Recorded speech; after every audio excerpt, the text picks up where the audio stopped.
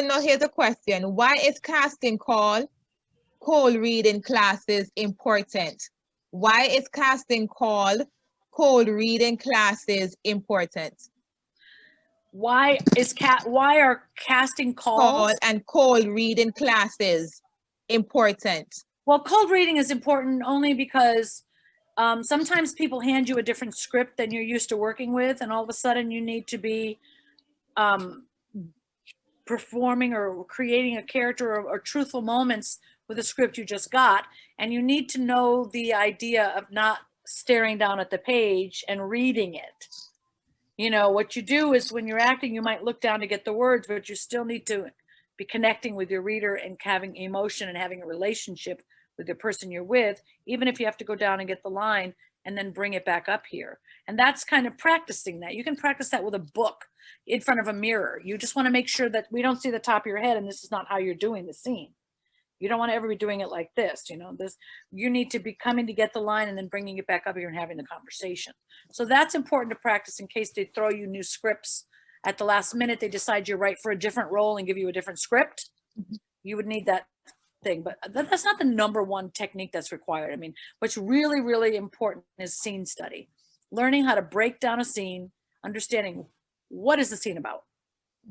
You know, why are you even having a conversation? Who are you? Who is the other person? What is the relationship between the two of you? What do you want from them? What are you trying to hide from them? What are you covering up? What are you what's the intention of the scene? And how do you feel about that character? And then also knowing in reality, what did that character have for breakfast this morning? Because if you really were that character, you'd know, right? You'd also know if they had an argument that morning with their boyfriend or mother, or if their dog died, or if they, you know, had a stomach ache, or if they took an Advil. You would know, because that character has to become a real person. So you have to invent their whole backstory, whether it's in the script or not. And you have to make choices about it. And you have to take acting classes to learn that kind of stuff. Yes, you can have natural talent, but even great athletes with natural talent get trained on a daily basis. So anyone who doesn't think they need acting classes is straight crazy. That was my next question, because my question actually was, should we go to film schools or better to attend private acting studios to learn all things filmmaking? Because some persons be like, okay, yeah, I can learn from YouTube, or I can learn from whatever. But then you have to be in the classes, whether they're film schools or not. Correct. You know, it's a choice if you go to film school or if you learn from individual private coaches who are really strong acting teachers. Casting directors don't care one way or the other which way you got the training. What we care about is, what do you do on tape, and what do you do in the room when I'm auditioning you? Is it believable? Is it compelling? Is it interesting? Are you making choices other than the obvious choices? You know, making something unique choices, and do you bring your true authentic self to the character? So if I see those things, I don't really care where you learn to do that, right? Some people benefit from immersion training, like a university or a film school or the school where you have a schedule 9 to 5, Monday through Friday, and you're taking these courses these days and it's all organized. Some people thrive in that kind of institutional environment. And if that's where they thrive, then that's where they should go. If they have the self-discipline to set up 3 classes a week, one with improv, one with scene study, one with on-camera auditioning techniques, and they can get themselves to those independent coaches 3 times a week, then go ahead. It doesn't really matter. What matters is, do you master those techniques? Do you become a master of it? It's like, it's not just that you take the class, it's, do you really learn from the teacher and then implement what they're saying and practice it so much that it becomes second nature, like muscle memory in your body. You know, because the problem with most actors is they get in their heads and they're not in their body. And they also judge themselves while they're acting, and they judge whether or not they're being liked, instead of having the thoughts of the character, at which you should be having the thoughts of the character, because you're the character. So you should be having their thoughts, not your own personal insecurity thoughts. So getting out of your head, getting out of your way, getting into your body, getting free, that's all stuff that you learn in good training. Okay. And improv is very important to take, because it keeps you listening and reacting in the moment to really, and when you're taking improv classes, you don't have time to be thinking about what you're thinking. You have to think about what the person's saying so you can react to them. And it just helps you when they ask you to improvise on set. You know, a lot of times directors will say, we're going to do it this way. And now, okay, let's see your way. Go ahead. Give us a completely different take, whatever you want to do. So you need to be able to improvise. And also if another actor goes up on their lines, you need to be able to improvise and get back on, keep it on track. Right. So that will, I know, like, you know, for us, the Caribbean, one of the things that Americans always stress on, that we have a dialect, and our dialect, our slang is a bit heavy. So when you're attending these voice classes, they're teaching you to normalize or tone down your dialect a lot. So if doing improv, and you speak a little of your dialect, is that something that will be acceptable even from the agent or whoever is casting you? Well, I think it's important that when you have an accent, you don't get rid of it, because that's part of your selling point. What you want to do is add an additional dialect to what you already do. So for example, if you're Australian, you don't get rid of your Australian accent, you learn an American accent. You also maybe learn to speak with less of your accent or more of your accent, whatever is required, but you don't get rid of what makes you you, because that is part of what sells you.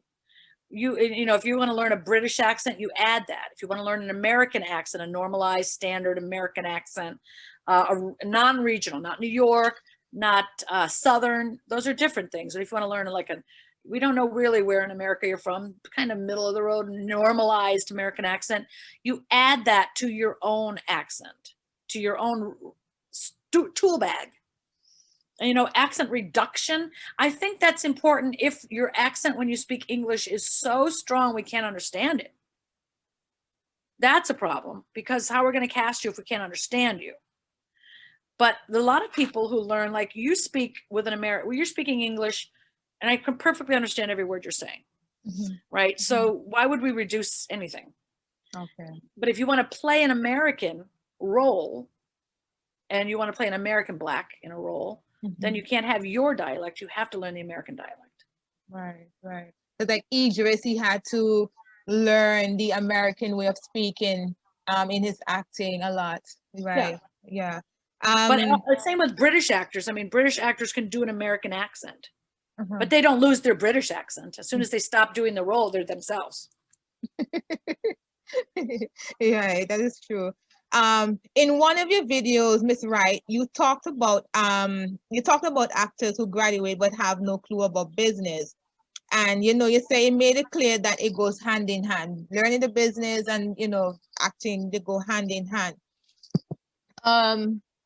What would you say is the number one thing you've noticed, that even though they may know the business but also know the acting, but yet there's still this one thing that's still lacking that make them miss the opportunity of being called? Maybe Fear. not once. Yeah. Fear. Okay. Mindset. Like I always say that this business is built on 3 pillars: your mastery of your craft, because if you're not good, we don't want to watch you. You know, if you're not believable, we're not going to the theater to spend money to watch you. Mastery of your craft, marketing materials, and mindset. You are in charge of making sure that you can connect in the moment and you're not in fear. And you have to keep yourself going, even though it feels like sometimes you're not where you want to be as quickly as you want to be. Acting takes years to become successful at. It's not an overnight thing. It takes years and years of experience, exposure, building relationships, lots of no's, which I call not yets. A lot of not yets, not today. And you have to stay positive and motivated and remember why you are an artist. What you have to be your own cheerleader, and you can't quit. You can't quit. And you have to have some self-care. You have to take care of yourself and make sure you have a full life outside of acting. Make sure that you're doing things you really love, hiking or swimming or scuba diving or whatever makes you enjoy being alive. in addition to your art, because for one, it makes you a better artist when you have a life and you have life experiences. It also makes you a happier person. And you're also not putting all your eggs in one basket, you know, because you don't want to make every audition so important that you're going to die if you don't get that job, right? Because that's a desperation that comes into the audition room with you. And desperation is an immediate no in this business. So I think actors sabotage themselves. Maybe they don't know that they're doing that, but if you are desperate for the job or you make too much importance on any audition, you know, if you need that audition to book that job to pay your rent, that kind of pressure on a performance is going to make it a lousy performance. So you know, you have to have a life, you have to have an income outside of this business, you have to have friends, activities, hobbies, things that make you feel spiritually fulfilled, emotionally fulfilled. You have maybe a relationship with God, you know, whatever makes you feel connected and grounded to being alive. And then acting is a part of the puzzle. It's a part of your pie. But I think actors that don't understand that are always way too desperate for representation. They come off too desperate in meetings. They come off too desperate in auditions. And it's like it's like going on a date. If you were the guy who's really, really desperate, that's a turnoff. Pretty much. Pretty much. We need someone confident, someone who knows who they are, knows what they have to offer, knows it's enough, knows that they're good enough, and they deserve a place in this business. They have the right. They have a talent and they have something to share. And that's in a more empowering mentality. And would it be because that desperation that they have is that they all they see is just the fame, the glitz, the glamour and all of that. So they're thinking, oh, I just need to make it like that quickly. So, you know, and you rightfully said it, it's not an overnight success, but it would be that maybe they have that in their mind that, oh, I'm going to be the star one time, and you know, these kind of stuff. People don't, you know, listen, 99% of actors don't become stars. So if you're doing it to become a star, just forget that. That's just not necessarily going to happen. All actors think they're going to become stars. You know, everybody thinks it's going to happen for them, but it happens to like 0.111% of actors. So stars don't even know they're going to become stars. It's like you are in a project, it happens to get really good reviews and maybe it's picked up for another season. You didn't know it was going to get picked up. That show gets critically acclaimed. The writing is good. The producing is good. It's because all the pieces of that show fell into position at the same time. They're all good. And now the flashlight lands on you. That's unexpected. You don't know what project that happens for. And many, many actors work and that never happens. So becoming a star is an elusive kind of fantasy. It's the royalty in America. That's our royalty. We don't have kings and queens. So we have, you know, celebrities that they're considered the stars, you know, celebrities.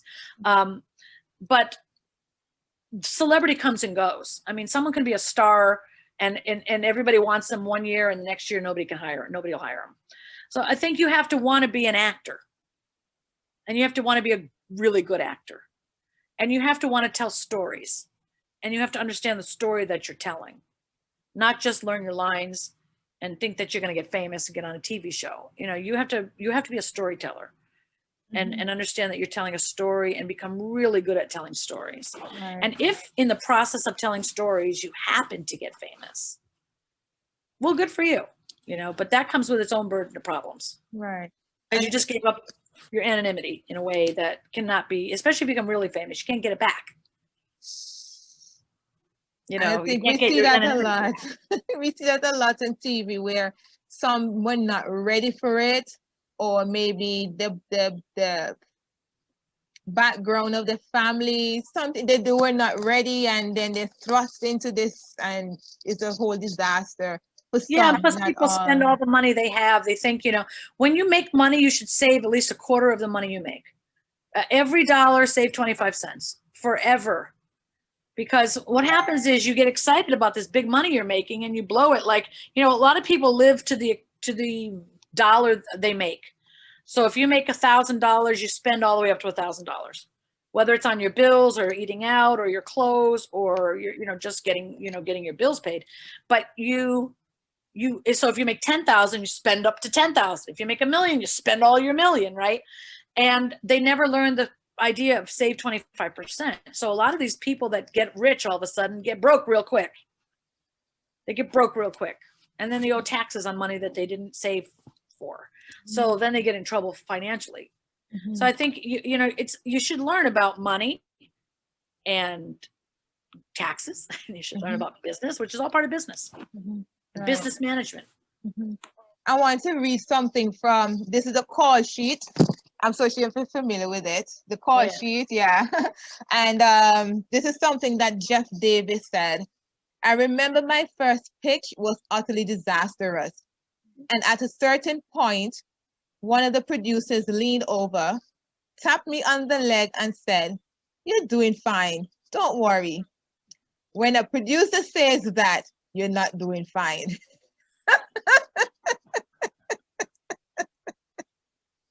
That's funny. Well, it's encouraging though.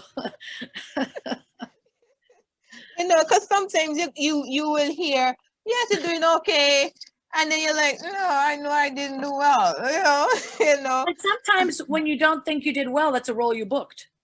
And sometimes you think you nailed it and you didn't get it. So I think that one of the big mistakes actors make is they make too much out of the audition. That's like, they asked me to do it again. Does that mean something? They kept me in the room longer than they kept the other people. Does that mean something? It just doesn't mean anything. They might have let you go immediately because they saw what they needed to see, and that was what they wanted. They got what they wanted. They saw it, and thank you, goodbye. It doesn't mean you're going to get the role or not get the role. You can't second guess these things. Your job is to audition, show up, be the character, thank them gracefully, be grateful for the opportunity, and go on to the next thing. Exactly. So here's my other question, right? That let me see. A question was asked to an entertainment lawyer from America, Miss Mason, and I will ask you, Miss Wright, the question: can an actor or filmmaker have more than one manager? Example, one in the country they live in and one in America. I've never come across that question, so I don't know. Typically, a manager, you only have one manager. Okay. But you'd have to talk to the managers and see if they want to partner and work together, or if that could be separated on the continents. So, typically you can have more than one agent. You can have an agent in New York. You could have an agent in California. You could have a print agent, a commercial agent, a voiceover agent, a literary agent, an acting agent. You can have agents in different countries. But typically when you have a manager, you have one. But that doesn't mean that you couldn't partner with another manager. Maybe two managers will partner with you and work together and split the commission. I think anything is possible if it can be negotiated, if it can be discussed. Okay. Because the manager in the United States may just say, that it's hard because managers get a percentage of every single penny that you make in the business, regardless of which country you earned it in. So, but I would feel uncomfortable having a manager in a country that doesn't know anything about the country I'm in. You know what I mean? If I lived in Great Britain and I had a manager in South Africa and they don't know anything about Great Britain, that would be a problem to have a manager that doesn't know the market I'm in. Or if I had a manager in South Africa, that I would want a manager that's familiar with the country I'm going to be living and working in. Right. Personally. Right. That makes sense. Here's another question. What does it mean adding credits to your resume? What does it mean adding credit to your resume? Adding credits means every time you take an acting class, you put that on your resume, because your resume is a list of everything you've done, not everything, because it's a list of the things that you are doing for your acting career. So every time you take an acting class, you add a line on your resume that says what you took, scene study, the teacher you took it with, and the school you took it at. And every time you book a job, that's another line or a credit on your resume. What was the show you booked? What was the role you played as lead or supporting role, and who was the director or the television network? And every time you achieve something, a job booking, a class, you do a play, you put it on your resume, and those things are called credits. And over time, your resume gets really busy. It gets built up a lot. And then you start taking things off, and you start leaving your most impressive credits on there. The beginning of an acting career, it's always empty. Nobody has anything on their resume. So if you're new starting out and you're watching this wherever you are, everybody starts off from scratch. That's okay. Everybody starts from scratch. Over time, you slowly add credits and experience and your training and your work. And then pretty soon you have to leave stuff off because you have too much. Mm-hmm. And so then you start just leaving the most important credits, your biggest credits, your most celebrated credits. Okay. Here's another one. Another question for you is scammers. We're from the scammers. I mean, we're from the Caribbean. We're here in Antigua and Barbuda. We may not, we see, let me put it in a good way. We see all these ads on the internet. We see all these ads. Oh, come, we get a good headshot and this and that and blah, blah, blah. Help us how to filter the scammers. Well, anytime a company says on the radio, do you want to be a star? That's already a scam. The second that sentence comes out of their mouth.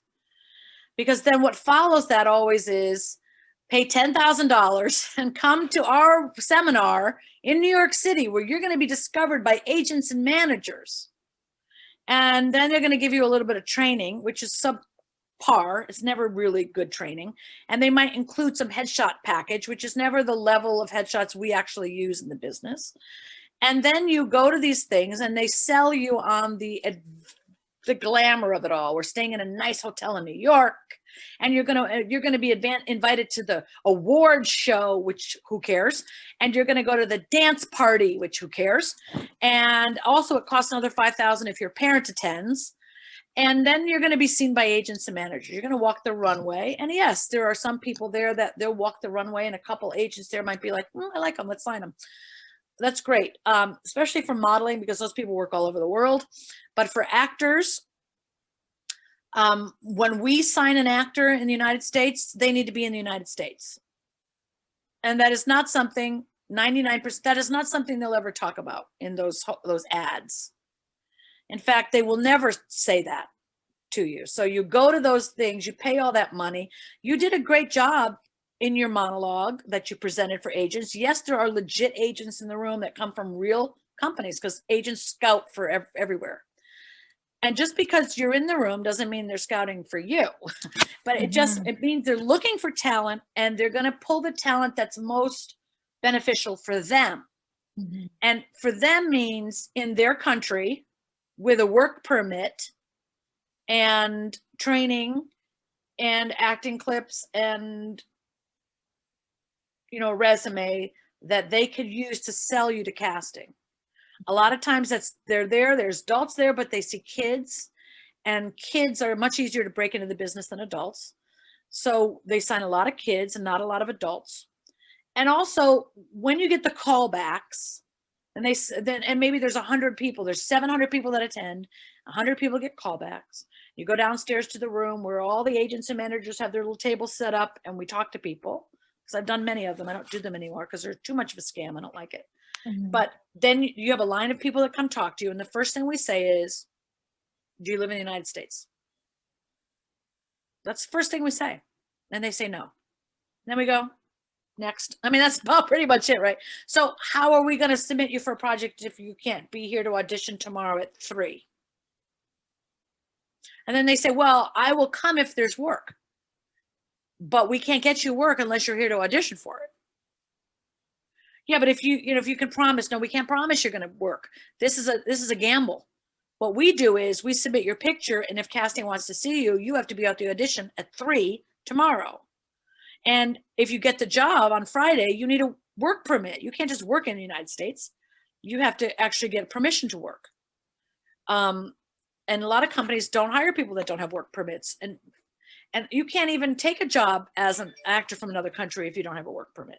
So why they won't tell you this in that hotel room or on that in that Disney radio ad or that you want to be a star ad. You find that out when you get to the end, the last day, and you're in front of the agent or manager, and then we tell you. And then what we tell you is we don't sign actors who live in Barbados. Now, this might change because everything is COVID and everything is on Zoom. Mm-hmm. So now there might be some changes in that we can put you on tape from anywhere in the world now because everybody's on tape. Right. That was not 2 years ago. True. That's not before this March. Everybody's on tape now. All auditions are happening on tape. All callbacks are happening on tape. Even producer sessions are happening on tape. But then when it comes to, okay, we want to hire you to do the job, do you have a work permit? No. Okay. Well, we have to sponsor you maybe, but that's a process. And we have to sponsor, some productions will sponsor an actor for one specific project. And when that project's over, the sponsorship ends. And if that can be done in time for when the shoot is, that could happen. But if the shoot is happening earlier than the sponsorship can take place, then that's not going to happen. So it depends on the time frame of the project. But I think an actor shouldn't limit themselves. I don't think you should say, well, I'm Antigua Barbuda, so I'm not going to audition for anything outside of it. Of course you should. You should try to get agents in London and try to get agents in other countries, in Atlanta or in LA or New York, because you want to try to find someone that does get it, that is so impressed with your talent that they're like, let's do it. We're going to figure this out. We're going to work on this. I love your talent so much. I want you to work on these shows. I will submit you to casting. And if casting really wants to see you, they can pay for it and fly you in. Mm-hmm. Because in some budgets, the budget is there to fly you in. And in other budgets, it's not. Mm-hmm. So you kind of take it project by project. Mm-hmm. But I think when a producer really wants an actor, they're going to do whatever it takes to get that actor. Mm-hmm. For television, it's a little bit different, especially if it shoots in New York and then stuff like that. I just had a casting director from Homeland speak in my group, and she was searching for actors all over the world because they film all over the world and the people have accents from all over the world. So shows like that are specifically trying to find actors that are in different countries, and that casting office in New York is working with casting offices in all different countries so that when they're in those countries shooting, they're getting the best that that country has to offer. Right. They have relationships with all those agencies and casting directors when you're shooting an international show. When you're shooting a regular show like Criminal Minds or something like that, I mean, we don't usually need to go out of the country to get a role, to get it. Mm-hmm. Mm-hmm. But that doesn't mean we won't. Well, exactly. Anything is possible right now. Everything is possible. Everything is possible. Indeed. Everything is possible. I think the better, the stronger you are as an actor, the more is possible. That's true. That is true. That is true. Francesca, have any questions? Do you have any questions you want to ask? Any more questions? Well, I mean, at the beginning, well, in the middle of it, I did ask about voice acting. Have you ever worked with voice actors? Yeah, I do. And the thing that I've worked with them before, I'm not managing so much anymore, but what I've, when I have worked with voice actors, I've gotten them agents, and then we submit their voiceover tape. I mean, it all comes down to the tape. I have to prove that they're as good as I said they are, which means the artist has to give me a tape that proves they're as good as they are. And once you have that tape, I mean, you can, once you have your tape done and created, and listen to examples of other people's voiceovers over voiceover reels, so you can see what they sound like. Then you can post those in all kinds of voiceover groups on Facebook. There's web series. You can submit those to people, or to production companies or advertising agencies or people that do books on tape, and start collecting clients, people that want to work with you, because once they've worked with you once, often they'll work with you again and again and again, especially if you turn over them. Voiceover people have to be able to deliver a quick product. Like if I need a voiceover, I always want it like yesterday. I need a voiceover like now. So if you can get it on tape and it's fantastic and you can get it to me and I hire you and I pay you for it and it was great experience, I'm going to do that again. Okay. Okay. Thank you. Okay. Let me see. I'd love to have a few of my students create reels. Where or who do I send them to? Well, there's different places to create reels. I mean, I'm not there, so I don't know what kind of production companies are creating reels for actors, but any student, okay, any student that is a film student at a film school, and I always suggest if actors want to go to film school, that's a great place to go because you learn how to create films, how to write, how to produce, how to cast, and you learn a lot of different sides of filmmaking. And you also might get some good reels out of that. But you have to find a production company that shoots footage or a group of people, a group of filmmakers that produce footage. And sometimes you can go on Facebook and type in Facebook actor groups and find people that, or if you go to film festivals, let's say you're in Barbudos and Antigua, there's film festivals. And if you have one or two film festivals, who are the filmmakers there? Those filmmakers, what production companies are they using to shoot their films? Because some of those production companies might be able to shoot your reel, might be able to shoot scenes for a reel. Okay, all right. And I have one last question. One last question is submitting into film festivals. A lot of persons believe that submitting to film festivals is the best thing to do. Should we, as Caribbean nationals, let me be specific, Antiguan Barbudans, should we constantly submit film into film festivals for us to be seen? How can we have ourselves with the film festivals? Because sometimes when I'm looking at film festivals, it's a little expensive because you have to keep paying and submitting your films, your short stories, whichever they are.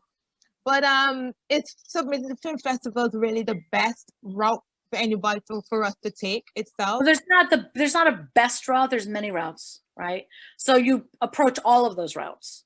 But film festivals are a critical way to get exposure, to get seen, to get your work seen, to get your acting seen, because the film travels all over the world to different festivals, and you never know who wants to hire you. A lot of people get picked up for other projects because you saw their work in one particular film and it was just so moving that you hired that actor for your film. Film festivals are a critical way. Plus, it also gives you something to sell. Remember I said you're a business and you're selling yourself as the product. And now you have a film that you're in that you can sell. And now you have pieces of footage you can pull out of that are really good that you can use for clips and for reels on your demo reel. So a film festival, those are critical in my experience for actors that are anywhere in the world. Every country has film festivals, and film festivals are where filmmakers gather. That's where you're going to find people that are actively writing, actively producing, actively casting and directing. And those are your people. Those are the people that are going to hire you for projects. So in order to get cast, like I said, you have to be known. You have to get to know people. So going to film festivals, volunteering at film festivals, this gets you to know people who are doing what you want to be doing and gets you in the market. And then it gives you something to present to at those places where people then can see your work. And it also gives you a way to have a conversation with other filmmakers, because now you're a filmmaker. I produced this, I produced that. Now you're talking on the same level, as opposed to when I'm an actor looking for a job. I have a film here in the festival too. And what's yours about? Oh, and what's mine about? Now you have a conversation and your colleagues, you're equals now, right? Right. And when you do a film festival, that film festival can win awards and give you notoriety and then get picked up for distribution and then end up on television. Right. So I think film festivals are critical for people living outside the United States. And yes, you have to submit to them, but there's a thing called filmfreeway.com, Film Freeway, where there's a lot of free festivals you can submit to as well. And the goal is, obviously when you make a project, it's not to get famous. It's to do the work and tell a story. Please repeat that. Please repeat that. Please when repeat you do that. a project, it's not to get famous. It's to do the work and tell a story. And so you would want then to tell that story to as many people as you can, because the story is what's important. So you put that in a lot of festivals, but the byproduct of that is people might fall in love with that story and then want to retell it in bigger platforms that tell more people the story. And then that happens to come along with money. That happens to come along with distribution, with more opportunities. And so putting your project in a film festival is a great way to network with people and get exposure. And then you have 2, 3, 4 films. Now every time you do a new film, you're getting more experience. You're getting better at making films. You're understanding the filmmaking process. You're going to be easier to work with as an actor because you understand what the whole process is as a filmmaker and how many people it takes to make a film, how important and crucial every step of it is. And it's not all about you, and so you can get rid of some of that arrogance. It's just, you're a part of the process of telling the story, an important part, but not the most important part. You're one part. And that makes you a better team player, and it makes you a better actor, and it makes you somebody people like to work with. So I think any actor should be making their own films or working in a group of people who are making their own films. And submitting to film festivals is a great way to get exposure. And there's YouTube, and there's Instagram, and there's whatever. And there's regular auditions for films and for television, and getting an agent or manager. But I think this business requires doing all of that. Right. Wendy, I've learned a lot. I'm so sure Mrs. Chin, Mrs. Campbell, Francesca, we have learned a lot.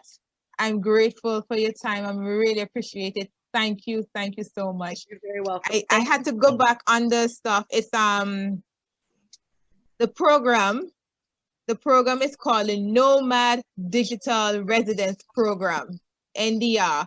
So the Caribbean country of Antigua and Barbuda is providing much needed space for workers throughout the world with the launch of its Nomad Digital Residence Program that allow persons to work safely and with ease from the Twin Island paradise for as long as 2 years with the new NDR visa.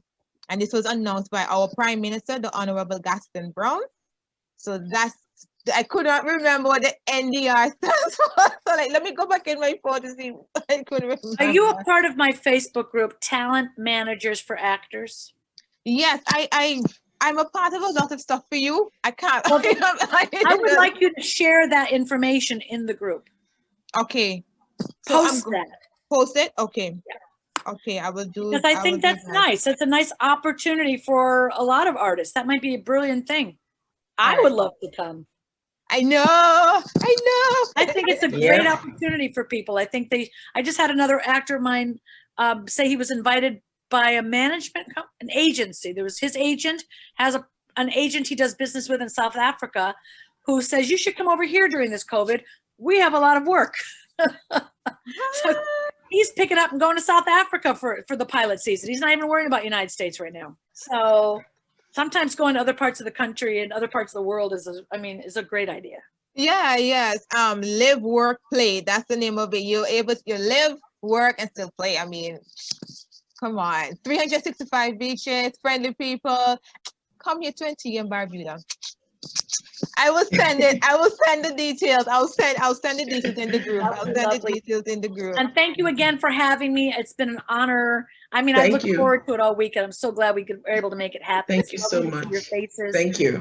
It's lovely to meet you, Colette. Lovely to meet you, Francesca, Onika. It was so nice to meet you as well. Thank you. God bless you all. Take care. Same to you. Thank you. Bye-bye. Thanks, Fran. You're welcome. Yes.